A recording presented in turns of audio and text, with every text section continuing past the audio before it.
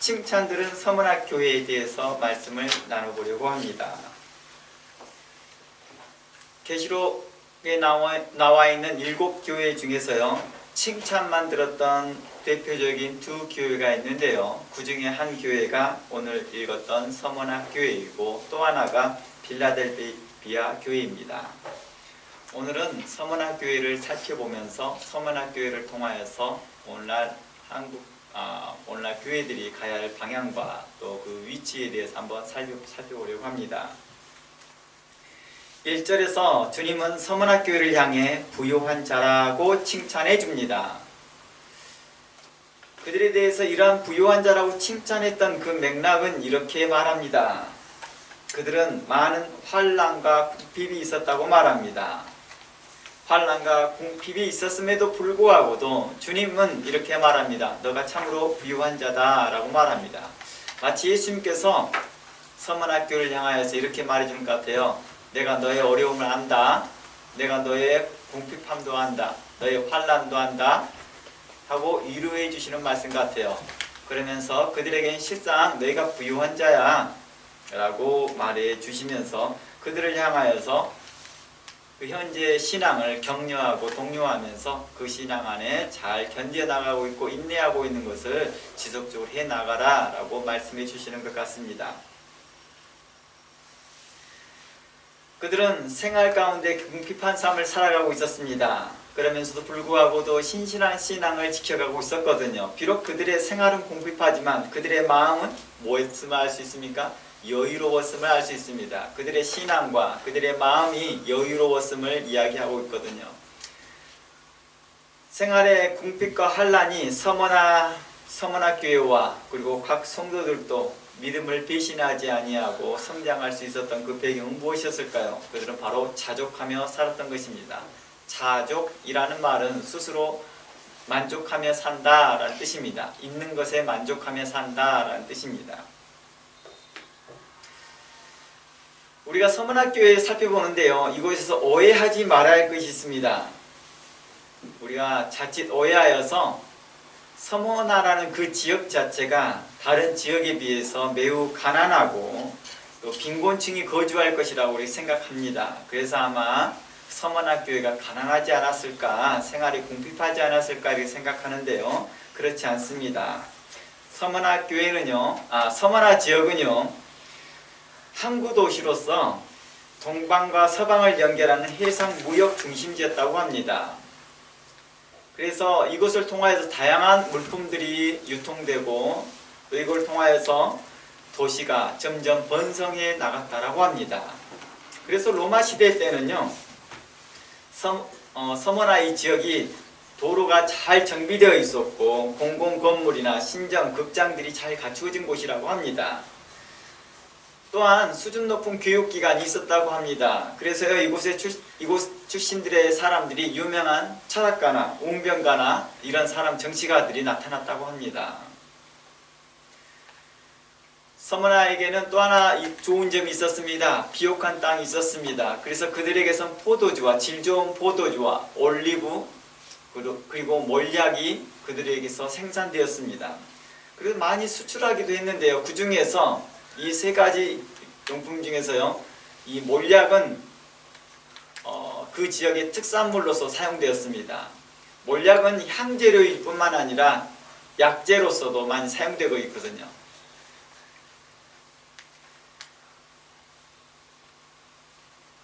특히 이 지역은요, 여러가지 이유 가운데서 다른 지역에 비해서 그래도 경제적으로 좀 혜택이 좀 좋았던 지역 같습니다. 그럼에도 서문학 교회 성도들이 궁핍했던 이유가 뭘까요? 가난한 사람들만 그 교회에 출석했기 때문일까요? 뭐 그럴 수도 있겠지만 바로 성도들의 신앙을 지키기 위해 스스로가 자신들이 선택한 길이었기 때문입니다. 서문화 지역은요, 바로 로마의 황제 도미티아누스의 신전이 많았던 곳이거든요. 그리고 황제 숭배의 중심지이기도 합니다. 황제를 숭배해야 된다. 황제를 신으로 황제를 하나님으로 섬기게 하는 것입니다. 도미티아누스는요, 스스로를 이렇게 말합니다. 나는 주님이다. 나는 하나님이다. 라고 칭합니다. 그러면서 사람들로, 백성들로 도미티아누스 황제를 숭배하게 하거든요. 당시에 로마가 지배했던 땅은 어마어마했거든요. 그 중에서 이스라엘 땅도 포함되었습니다. 그러다 보니 기독교인들이 그곳에서 지내기가 굉장히 어려웠던 거겠지요. 우리가 잘 알고 있는 박해한 기독교를 박해했던 인물 중에서 네로라는 사람은 잘 알고 있습니다. 근데 네로 황제는요, 로마의 내에서만 박해를 했다 한다면 도미티아누스는 로마가 지배하는 모든 지역을 핍박하였던 사람입니다. 그래서 역사가 신학자 터툴리안은요, 도미티아누스를 제2의 네로라고 할 정도로 그의 포악성을 많이 알려져 있습니다.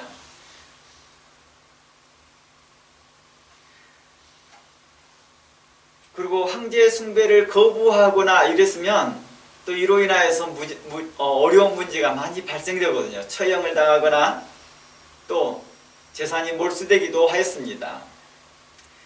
황제 숭배를 거부하는 기독교인들을 반역죄로 몰아가기도 했고요. 기독교 신앙을 포기하지 않은 이들에게 고문과 처형이 많았습니다. 우리가 잘 알고 있는 맹수 결투나 이런 것들이 바로 도미티안 황제 때 일어났던 일입니다. 뿐만 아니라 전 재산이 몰수될 뿐만 아니라 추방되기도 했거든요. 이때 추방된 사람이 우리에게 잘 알려져 있던 사도 요한입니다. 사도 요한이 밤모섬으로 추방되어져서 이 시기에 사도 요한은 주님께 계시를 받아 기록한 것이 바로 요한계시록입니다. 그리고 그 요한계시록을 현재 우리가 살펴보고 있습니다. 그가 도미티아누스의 박해를 통하여서 추방되었던 장소에서 하나님의 말씀이 그에게 임하였던 것입니다. 그리고 그 말씀이 에베소 교회와 서머나 교회와 다른 5교회를 포함하여서 7교회가 그 말씀을 받게 됩니다. 물론 이것은요, 7교회만을 향한 말씀이 아니었습니다. 신약교회 전체를 향하였던 말씀이었습니다. 요한계시록은 바로 이때 도미티아누스의 심한 박해를 받는 신약교회를 향하여 격려하고 위로를 주고 또한 경고와 더불어 책망의 말씀을 하신 것입니다. 이것을 감안한다면 현재 우리가 얼마나 평온한 가운데 신앙생활을 하는지를 감사히 할 것입니다. 실상 에베소 교회도 서머나 교회도 이 박해 가운데 있었거든요. 에베소 교회도 우상 숭배 중심지였고 황제 숭배가 굉장히 활발했던 지역이었습니다. 서머나 교회 마치 그만큼 그들에게도 어려운 일이 있었습니다. 그런 그들에게 책망하였고 그들에게 향하여서 격려하였던 이 말씀들을 들어본다면 그들의 신앙생활이 녹록지 않았음에도 불구하고도 그들이 칭찬 들을 수 있었던 것이 있었고 또한 그럼에도 불구하고 주님께서는 그들을 책망하셨던 것들을 생각한다면 우리의 신앙생활이 어떠했는지를 점검해 볼 수 있을 것 같습니다. 불평과 불순종이 아닌 순종과 감사가 우리 가운데 매일같이 일어나도 부족함이 없을 때인데도 불구하고도 우리는 평온한 가운데서 우리는 불평합니다. 우리는 평온한 가운데서 불만을 갖습니다.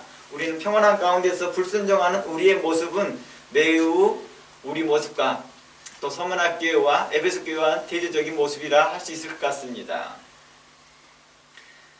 물론 잘하시는 분들도 계시지만 오늘날 교회들의 모습들을 향하여서 성령께서는 각자 또 하시는 말씀들이 있을 것이라 봅니다.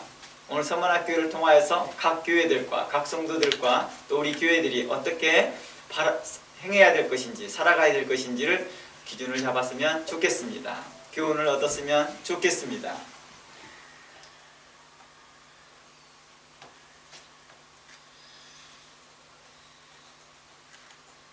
그들이 서머나 교회가 이렇게 궁핍한 생활을 선택했던 것들은 스스로 그리스도를 위하여 그 길을 선택한 것이었습니다. 일반적으로 생활에 궁핍하면 기복신앙으로 빠질 위험이 크거든요. 또는 물질에 집착하는 경우가 있습니다. 궁핍하다 보면 그러거든요. 또는 아예 배신하는 신앙을 배신하는 경우가 많으나 그들은 그리스도를 위하여 받은 당장의 핍박과 궁핍을 스스로 선택하고 도리어 그리스도를 위하여 받는 핍박과 궁핍을 더 귀한 것으로 여겼다고 합니다. 이는 하나님의 나라를 바라보았기 때문에 그게 가능했던 거겠죠. 히브리서 말씀 한번 가보겠습니다. 히브리서 11장 26절입니다.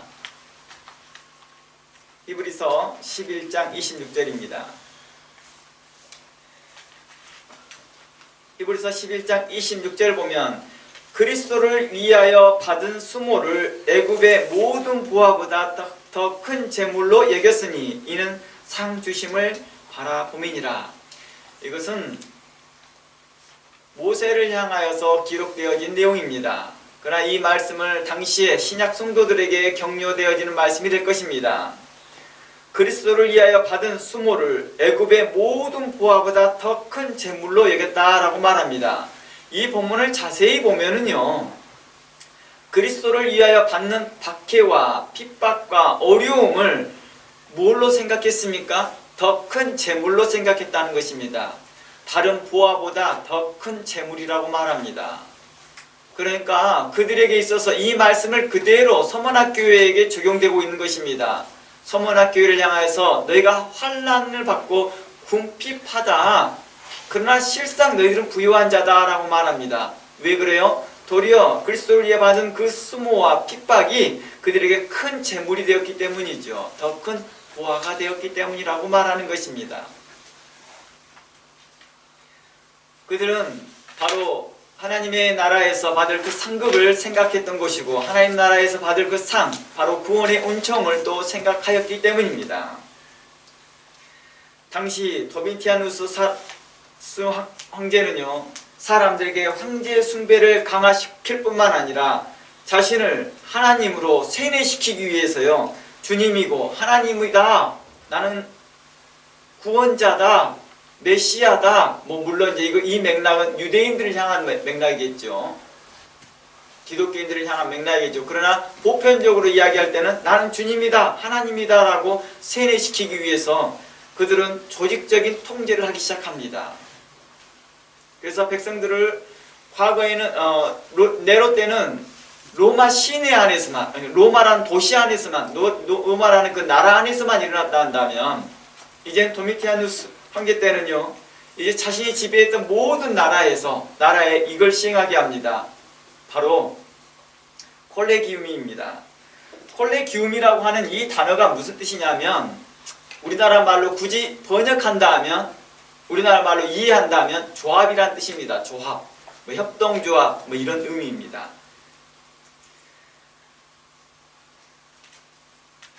이 콜레기움에 대해 좀 더 설명해 보겠습니다. 콜레기움이라는 이 단어는요, 라틴어입니다. 라틴어에서 유래된 단어입니다. 바로 이 뜻은요, 사람들의 단체, 함께 일하는 사람들의 단체라는 뜻이에요. 함께 일하는 사람들의 단체라는 뜻이에요. 이것이, 이 단어가 다양한 목적에 사용됩니다. 그래서 길드가 조합이거든요. 조합, 유럽에 있는 길드, 그러니까 유럽에 있는 조합 같은 모습이고, 또는 종교단체를 지칭하는 데 많이 사용되기도 했습니다. 예를 들어서 이런 거죠. 상인들이나 종교적인 모습을 가지고 있는 사람들, 또는 장인들, 그러니까 예를 들어서 그런 거 있죠. 목수들의 모임, 의사들의 모임, 이런 모임들을 말합니다. 그들은 특수적인 사항들에 있는 상업이 있는 사람들끼리의 모임을 이야기합니다. 의사협회, 오늘과 같은 간호사협회, 목회자협회, 이런 것을 이야기합니다. 그래서 오늘날로 이야기하면 좀 조합 같은 느낌입니다. 수사회, 상조회 같은 그런 모습이죠. 여기서 참고로 드려줄 말씀이, 우리나라의 유럽 중세시대 때는 이 용어가 발전되어져서 인용되어서 칼리지라는 단어로 유래된 것입니다. 칼리지라는 단어를 착용하게 된 것이죠. 대학이라는 말이 여기에서 나온 거거든요. 대학. 중세대 대학이 많아지다 보니까 거기 같은 생각을 가진 사람들이 그걸 추구하는 사람들이 모이다 보니까 이것을 칼리지, 콜레기움에서 온 단어라고 합니다. 오늘날의 조합은요, 상인들의 그 이익과 권익을 보호하고자 하는 목적이었거든요. 근데 당시의 모습은요, 황제 숭배가 목적이었습니다. 이걸 통치하는 것이죠. 이것으로요. 그래서 콜레기움은요, 단순한 직업 조직을 넘어서 사회적 네트워크와 친목 활동의 장이 되었습니다. 초기에는요, 콜레기움의 설립에 대한 제약이 비교적 약했습니다. 좀 누구나 쉽게 콜레기움에 들어갈 수 있었습니다. 그냥 후기에 갈수록 황제의 권력이 강화되면서 결국 도미티아누스 황제 때는요, 매우 엄격하게 이것을 규제하기 시작합니다. 이 말은 이 규제에 따르는 것은 콜레기움에 가입되려면은 황제의 인증이 필요했거든요. 중앙정부에, 로마의 정부의 인증이 필요했습니다. 승인을 받아야 했습니다. 만일 황제의 날인이 들어간 공인된 콜레기움에 가입하게 되면 어떤 혜택을 받게 되냐면 그걸 통해서 기술을 배울 수 있습니다. 자신이 배우고 싶은 기술을 배우고 있습니다. 그러니까 이러한 것들 기술을 배우고 학문을 배울 수 있는 것이 중세시대로 왔을 때는 이게 대학으로 바뀐 거죠. 칼리지로 바뀐 것이죠. 그리고 그것을 통해서 네트워크를 통해서 일감을 얻기도 합니다. 또 그것에서 상업적 거래가 이루어지기도 합니다. 경제활동이 일어나고 상인들은요, 그곳에 매매를 하거든요. 사고 팔고 하는 일들이 벌어질 수 있었습니다. 그래서 콜레기움에 가입해서 안정된 영업활동이나 특정 사업에 참여할 가능성이 많아졌던 것이지요. 그러나 만일 콜레기움에 가입되지 않게 되면 직업을 잃을 수 있었습니다. 사회적 활동을, 사회활동을 놓칠 수 있고 또 사업할 기회를 놓치기도 합니다. 이처럼 콜레기움에 가입되지 않으면 사회적으로 고립되거든요. 경제적으로 불이익을 당합니다. 그리고 혹 법적 문제가 발생하게 되더라도 콜레기움에 가입된 회원들에게는 더 혜택이 있었고 가입되지 않은 사람들에게는 더 불리한 상황으로 몰려가기도 했었습니다. 우리도 그런 거 있잖아요. 서로 간에 도와주면서 그것을 그 사람에게 대해서 좋은 쪽으로 유리한 방향으로 그 사람을 증언해 줬을 때는 법정에서 유리한 판단을 얻게 되겠죠. 그리고 거기에 또 주변에 영향력 있는 사람들이 거기에 함께 증언대에 서준다 한다면 그들에게서는 자신들에게 유리한 판결을 받을 수 있었습니다. 그러나 콜레기움에 들어가지 못했던, 회원으로 들어가지 못한 사람들에게는 이런 사회적 불이익을 많이 당하게 됩니다. 그러나 문제는 콜레기움에는요, 가입하게 되면 꼭 황제 숭배가 해야 된다는 것이죠. 이거 단순하게 당신은 황제 숭배하겠습니까? 네 라고 하는 사인만 하는 게 아니라 황제 숭배하는 그 제식에 꼭 참석을 해야 되거든요. 우리가 그냥 자기는 황제 숭배하지 않더라도 콜레기움에 가입하고자 하는 목적에서 사인을 그렇게 할 수는 있거든요. 그런데 실질적으로 그 숭배 제식에 참여해야 되는 그러한 부담감을 갖게 됩니다. 이로 인해서 기독교인들은요 스스로 이 길을 선택합니다. 바로 환난과 어려움을 환난과 핍박을 스스로 선택합니다. 콜레기움에 가입하지 않고 참여하지 않았던 거겠지요. 그래서 기독교인들은요, 교회에서 이러한 정보들을 나누게 됩니다. 대신하여서요. 콜레기움에 가지 못했다 할지라도 교회에서 이제 자신들이 공유를 하게 된 거예요. 기독교인들끼리 모였던 것들도 하나의 어떻게 보면 콜레기움이에요. 콜레기움. 당시의 어법으로 본다면은요. 그래서 그 교회 안에서 서로 협동하고 도움을 주고 도움을 받았던 것이죠. 오늘날 교민 사회를 보면은요, 쉽게 이해할 수 있습니다. 초기 교민 사회의 역할들이 바로 그랬거든요. 이민자들을 도와주고 정보를 공유하게 되고 직장을 알선해주고 그랬거든요. 영어가 되지 못한 상황에서나 외래 타국에 있으면서 직장도 서로 공유할 수 있었고 또 어떻게 이민자로 살아가야 될 그 정보를 서로 공유할 수 있었던 것들처럼 기독교인들 사이에서 이런 정보가 공유되었던 거겠죠. 하지만 도미티안 때는요, 허가받지 않는 그 어떤 조직도 용납되지 않았고 핍박을 받을 수 있었고 불법으로 간주되었거든요. 왜 이만큼 이렇게 통제했을까요? 바로 나라를 크게 지배하고 있다 보니까 당시에는 반정부적인 활동이 많았거든요. 그리고 폭동도 조장할 수 있었거든요. 그러다 보니까 엄격하게 통제했습니다. 그래서 더욱 황제 숭배가 강화될 수밖에 없었던 것이죠. 황제를 숭배할 수밖에 없게끔 만들어놨던 것이죠. 그리고 그러기 위해서는 뭘 해야 되냐? 너의 경제적인 문제 해결해 줄게. 그런 것들 정보를 다 해결해 줄게. 사회적인 문제, 자녀들의 문제, 이 콜레기움에 가입해봐. 그러면 다 해결해 줄게. 대신 그 콜레기움에 가입되잖아? 그럼 너희들은 꼭 황제를 숭배해야 돼. 황제는 우리 하나님이다. 황제는 우리의 주님이다 라고 고백을 해야 돼. 그리고 그 예배, 그 제식에 꼭 참여해야 된다. 이렇게 말해주는 것이죠. 바로 이런 것들에 대하여서 거부를 하였던 유대인들과 기독교인들은 많은 핍박을 받게 된 것입니다. 유대인들은 유대교 때문이겠죠. 그런데 문제는 이게 있었습니다.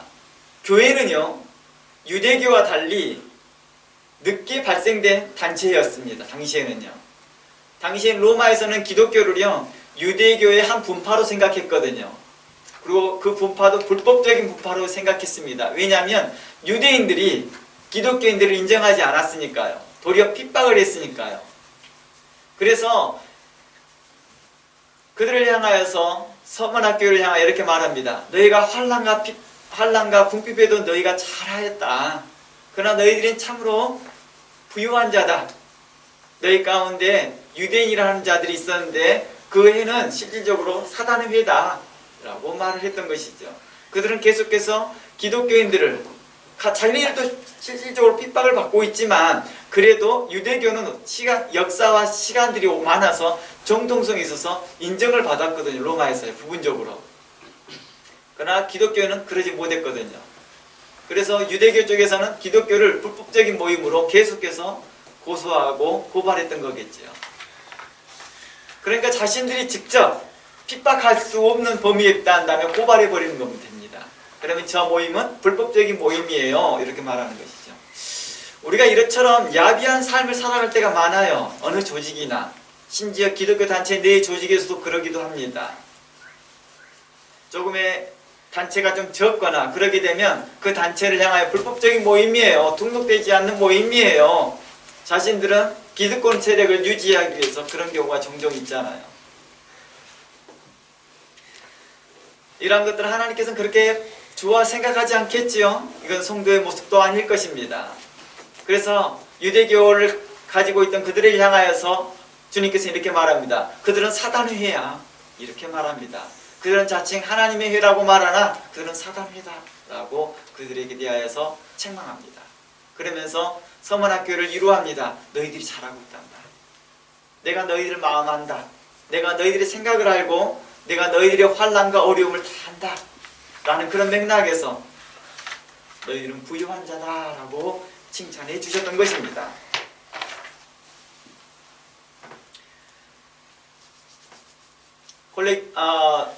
서문학교에는 이러한 콜레기움과 같은 또 황제 숭배와 같은 이런 배경 안에서 스스로를 궁핍한 길을 선택했던 것입니다.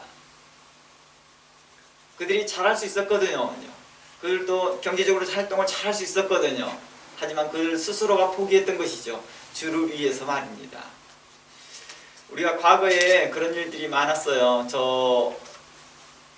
제가 신학교 다닐 때니까 80년 후반에서 90년대만 해도 어떤 일이 많았었냐면 그 전까지만 해도요. 주의를 지키기 위해서 어떻게 합니까? 과감하게 자신의 경제적인 걸 포기하는 경우가 많았습니다. 오늘날에도 많이 있죠. 주일날은 저희 문 닫지 않습니다. 영업하지 않습니다. 이런 것들이죠. 근데 우리는 평온한 가운데서도 이렇게 작은 걸 하나 하는데도요, 굉장히 많은 희생이 각오되잖아요. 근데 그들은 생활의 전반을 포기해야 되는 상황이 벌어졌던 것이죠. 주를 믿는다는 것. 그것에 대하여 자신의 생활 전부를 포기했던 것이죠.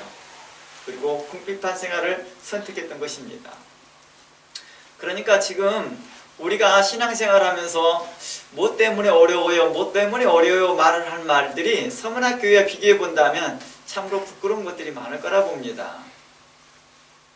서문학교회 성도들이 오늘날 여기 왔다 한다면 이 교회를 보고 뭐라고 말할까요? 당시에 사도들이 와서 오늘날 교회를 향하여서 설교할 때 어떤 설교를 하실까요? 바로 이러한 부분들을 우리가 생각해 보았으면 좋겠습니다. 그들은 환난과 궁핍보다 그리스도를 위해 받는 고난을 더 귀한 것으로 여겼던 것이죠. 그리스도를 섬기는 것을 더 귀한 것이요, 그리스도를 섬기면서 받았던 환난과 궁핍을 도리어 자신들의 재산으로 생각했다는 것입니다. 자신들의 보화로 여겼다는 것입니다. 이는 하나님의 그 영원한 나라를 소망하고 바라보았기 때문이죠. 성경은 이렇게 증거합니다. 디모데후서 3장 가봅니다. 디모데후서 3장 12절입니다. 성경이 이렇게 말합니다. 무릇 그리스도 안에서 경건하게 살고자 하는 자는 박해를 받느니라. 디모데후서는 디모데가 어디에서 목회하고 있을 때 왔단 거라고 했죠? 에베소 교회 안에요. 그러니까 에베소 교회 안에서도 성도들에게 이렇게 말하는 것입니다. 경건하게 살고자 한다 하면 핍박을 받는 것 당연한 겁니다. 이것을 보화로 여기십시오. 주를 섬기는 것을 가장 최우선순위로 하십시오. 주를 위해 섬기고 주를 위하여 봉사하고 주를 위하여서 무엇을 하는 것을 더 귀하게 여기십시오. 그리스도를 위하여 받은 수모를 애굽 모든 보화보다 더 큰 재물로 여겼던 것처럼 그들은 주님의 향하여서 환난과 궁핍을 받을 때에도 이것을 인하여서 낙심하지 아니하고 주를 위하여서 감사했다는 것입니다. 물론 그들이 궁핍할 때 어려움이 전혀 없었다는 뜻은 아닙니다. 있었지만 그들이 참고 인내했던 것이겠지요. 서문학교회가 이러한 칭찬을 들었던 것이 단순히 궁핍한 생활을 했기 때문이 아니었습니다. 성도로서 그 이 궁핍한 생활 가운데서도 성도로서 합당한 태도를 가지고 살았기 때문이지요. 궁핍한 중에도 경제적으로 자립하려고 했었고 동시에 세상과 충돌하지 않으려고 했었던 것입니다. 요즘은 어떤지는 모르겠지만 제가 10년 전쯤이었을까요? 그 통계를 보니까 기부하는 사람들, 남을 도와주는 사람의 통계를 보니까 도리어 부유한 사람보다 가난한 사람들이 더 많이 기부한다고 합니다. 중산층은 거의 기부하지 않고요. 도리어 잘 사는 사람들이 기부를 좀 하거나 아니면 하민층, 빈곤층들의 사람들이 빈곤층이라고 말하기보다는 좀 하층에 있는 사람들, 경제적으로 좀 낮게 수입이 있는 사람들이 도리어 많은 기부를 한다고 합니다. 이게 뭘 때문일까요? 우리가 한번 경제적인 여유와 물질적인 혜택을 받고 나면 이후로 다른 사람을 도와주는 것이 궁숙해지는 것이죠. 왜냐하면 그것에 익숙해져 있으니까요. 이것을 놓치면 안 될 것 같으니까요. 아마 서문학교회 같은 경우에는 잃을 게 없었던 것 같습니다. 혹시 서문학교회 같은 경우에 신약교회 모습을 보십시오. 그들이 자신들의 물건들을 서로 공유하고 나눴던 내용들이 나옵니다. 그때 이러한 시기를 통하여서 그들에게 있어서 그 가난이 또 궁핍이 통하여서 오는 것이 외부적으로 오는 그 역할들에 대해서 서로가 이루하였고 격려했던 것이겠죠. 그런데 우리가 자칫 성경을 오해하여서요, 주를 위해 궁핍함을 선택했다고 하면서 세상과 등을 지면서 사는 기독교인들이 있습니다. 사도 바울의 책망과 같이 만일 그렇게 살려고 한다면 너희가 세상 밖으로 나가야 할 것입니다 라는 말씀이 있습니다. 그러나 사도 바울의 이 말은 세상과 타협하십시오, 세상에 동화되십시오 라는 말은 아니겠지요. 사도 바울은요, 타락한 도시 고린도 교회에 대하여서 이렇게 고린도 지역에 대해서 이렇게 말을 했거든요. 고린도 교회 성도들에게 당신들이 이 고린도 지역에 사는 것이 굉장히 힘들 거라고 저는 생각합니다. 하지만 그런 사람들을 그 타락한 그 도시에서 벗어나려고만 하지 마십시오. 그곳에서 어떻게 구별되어서 거룩한 백성으로 살아야 될지를 여러분들이 선택하십시오 라고 사도 바울은 말합니다. 그러나 어떤 자들은요, 세상과 분리되어지고 운둔 생활을 하는 사람들이 있거든요. 그래서 특정 집단을 만들고 자체 농장을 만들어서 자생하는 것을 주님께서 원하는 것이다 라고 생각하시는 분들도 있습니다. 이들은 성경을 오해한 것입니다. 세상과 그리스도의 관계를 바로 이해하지 못한 데서 오는 것이죠. 심지어 신약교회는요, 핍박과 어려움 중에 있는데도 불구하고도 사도들은 그들에게 성도로서 합당한 삶을 살라고 고면합니다. 그들 안에서요.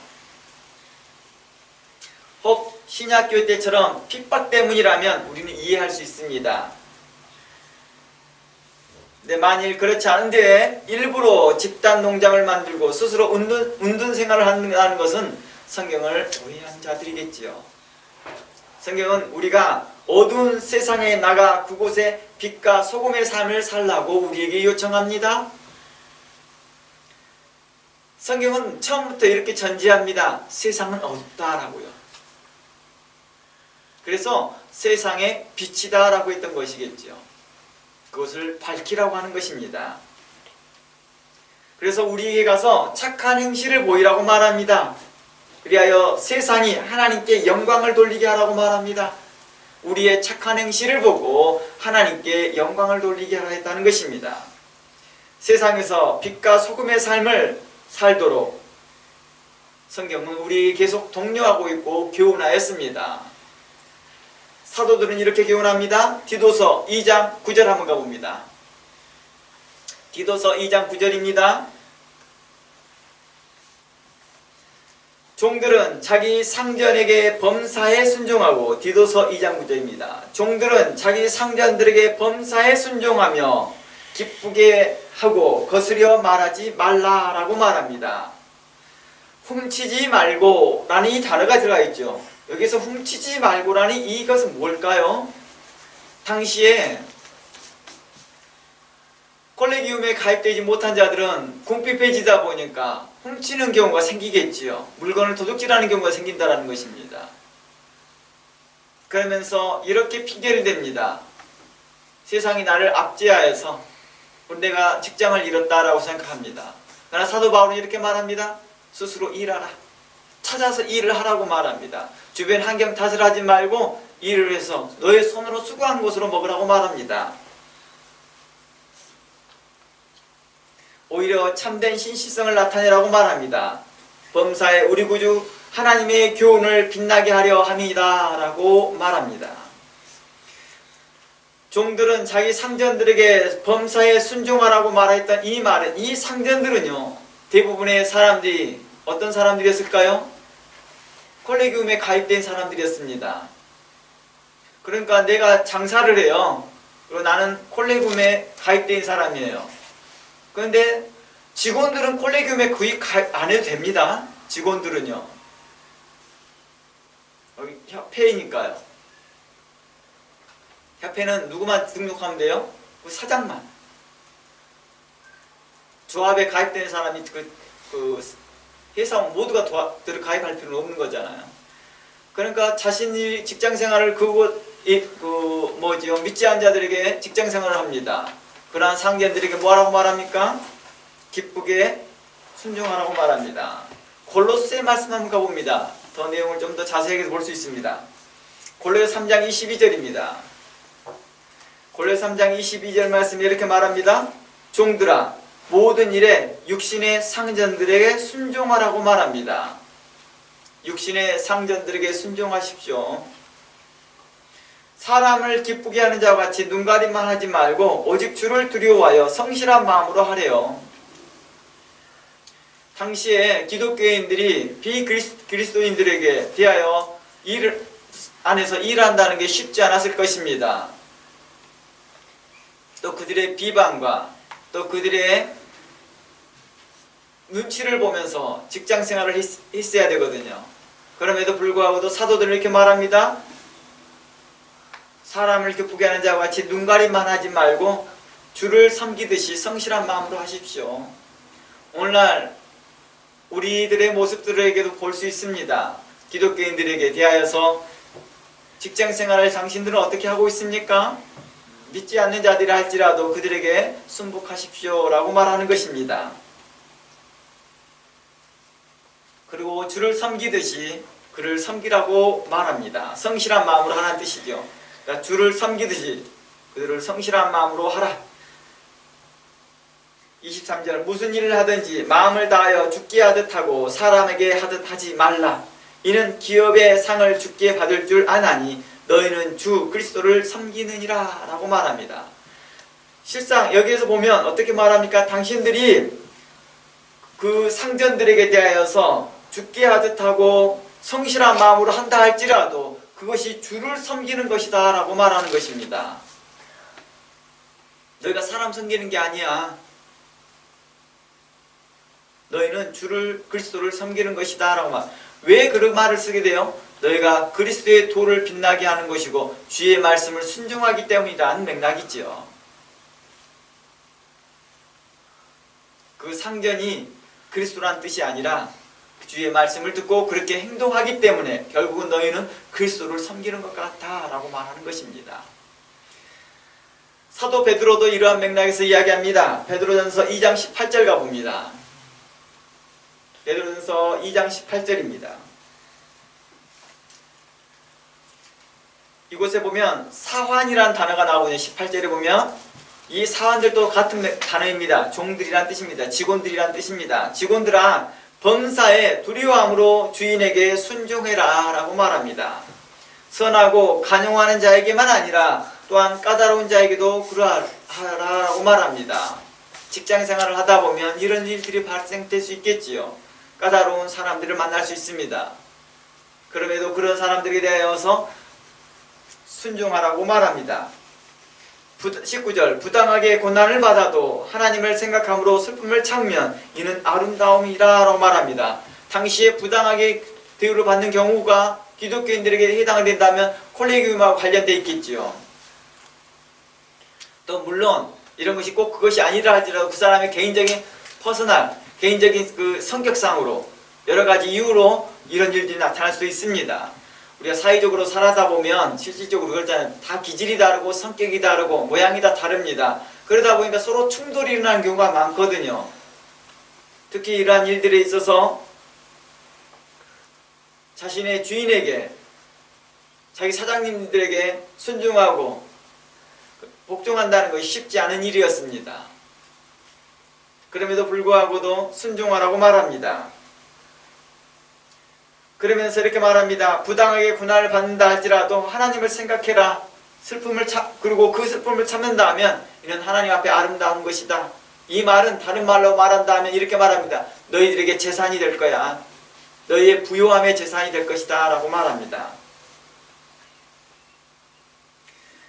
그러나 이렇게 말합니다. 20절 그러나 죄가 있어 매를 맞고 참으면 무슨 칭찬이 있겠느냐 이렇게 말합니다.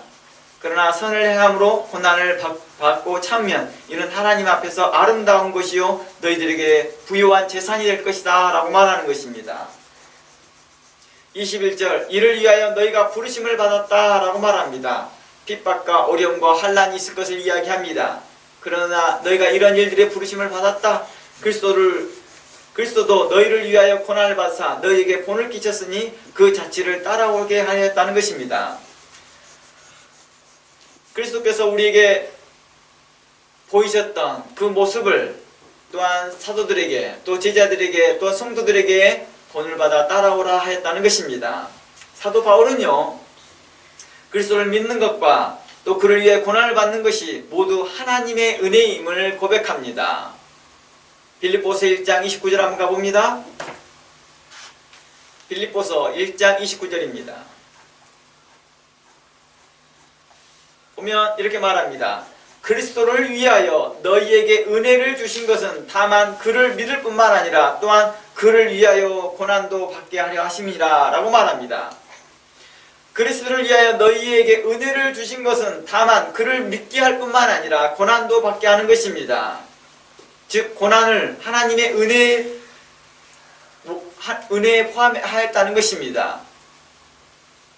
그러므로 사도 바울은 이렇게 말합니다. 고난을 피할 대상이 아니라 그리스도 안에서 주어진 복된 경험이다 라고 표현해 주는 것이죠.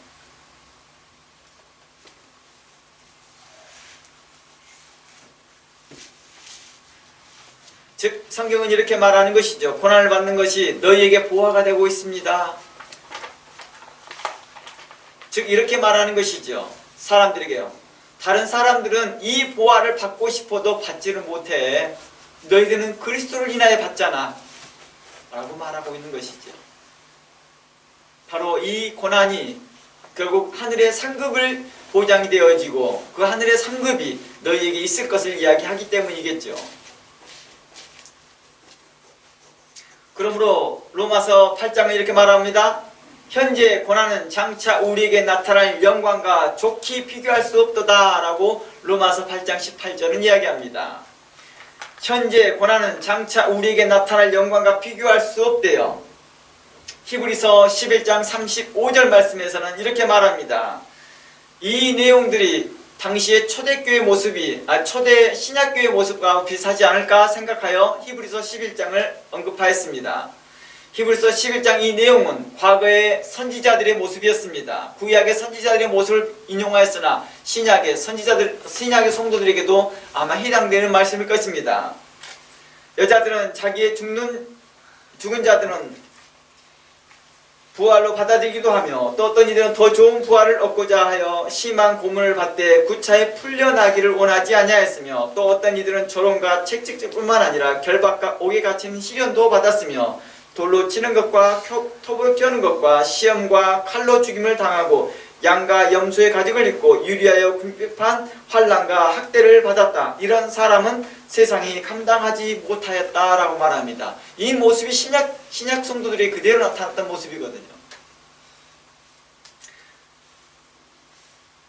야고보서 5장 10절 말씀에 형제들아 우리 주 이름으로 말한 선지자들을 고난과 오래 참음을 본받으라 말합니다. 야고보는 성도들에게 말합니다.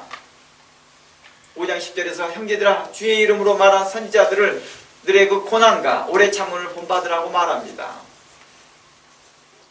왜 그래요? 그들이 하나님의 영원한 나라를 바라보았던 것을 본받으라는 것이겠죠.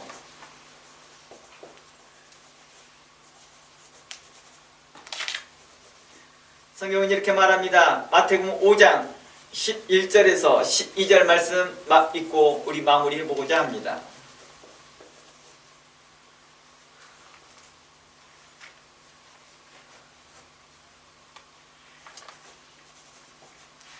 나로 말미암아 너희를 욕하고 박해하고 거짓으로 너희를 거스려 모든 악한 말을 할 때에는 너희에게 복이 있나니 기뻐하고 즐거워하라. 하늘에서 너희의 상이 큼이라. 너희 전에 있던 선지자들도 이와 같이 박해하였다라고 말합니다.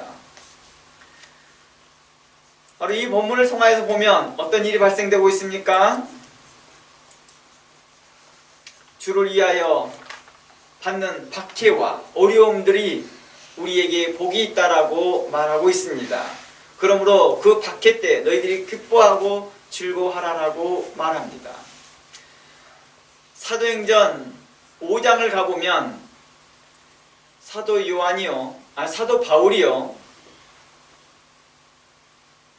사도 요한과 함께 예루살렘 성에서 가서 말씀을 증거합니다.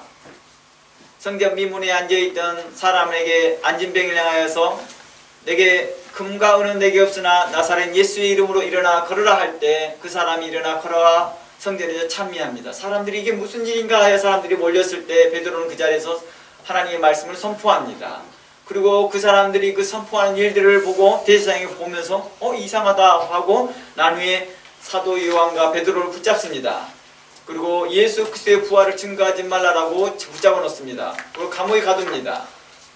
그리고 사람들은 베드로와 요한이 다시 나오기를 바라고 있었습니다. 밀란을 두려워했던 대제사장은 다시 그들을 풀어줍니다.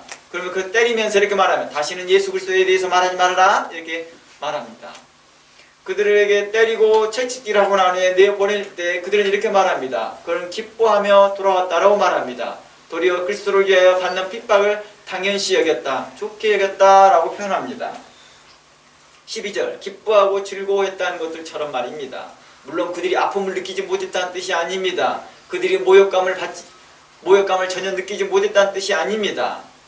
그러나 그것보다도 도리어 그들이 받는 그 상급을, 그들이 받는 그 재산을, 그들이 받는 그 보화를 더 바라보았기 때문에 문제되지 않았지요. 우리 그런 거 있잖아요. 일하는데 그 일이 힘들지 않는 거예요. 왜? 보상을 생각하니까, 받는 월급을 생각하니까, 받은 임금을 생각하면 그게 힘든 일이 안 돼요. 근데 임금이 적거나 그러면 어때요? 일할 때 짜증이 날 수도 있거든요. 인정받게 되어지고 그 일에 대해 성취를 받게 되면 자신이 하는 일들이 그렇게 힘들다고 느껴지지 않아요. 다른 사람은 힘들겠어요. 다른 사람들이 보면서 고생이 많으시네요 이렇게 하는데도 자신들이 그게 힘들다고 느껴지지 않는 것이죠. 바로 그리스도인들에게 바로 이러한 맥락들이 적용된 것이겠죠. 사도 바울은 어땠습니까? 많은 환난과 핍박이 있었습니다. 그는 다른 사람들에 비해서 많은 어려움들도 많았습니다. 심지어 그는 3번의 태장을 맞습니다. 태장이 40이 하나 감한 매를 맞으면서도 그는 다시 일어나서 그가 그걸 기쁨으로 받아들이고 복음을 전하였던 이런 모습들을 보면서 성경은 이렇게 말합니다. 본받으라. 사도를 본받고 행하라라고 말합니다. 저는 이러한 사도들의 이러한 모습들과 또 서문학교회를 본다 한다면 오늘날 제 모습과 비교한다면 너무나 격차가 나더라는 것입니다. 감히 따라갈 수 없구나. 감히 그들의 신앙을 우리가 그들의 평가하기가 참으로 부끄럽도다. 그들의 신앙에 대해서 우리가 이런 말 저런 말 한다는 게 참으로 부끄럽다는 생각이 드는 것이죠.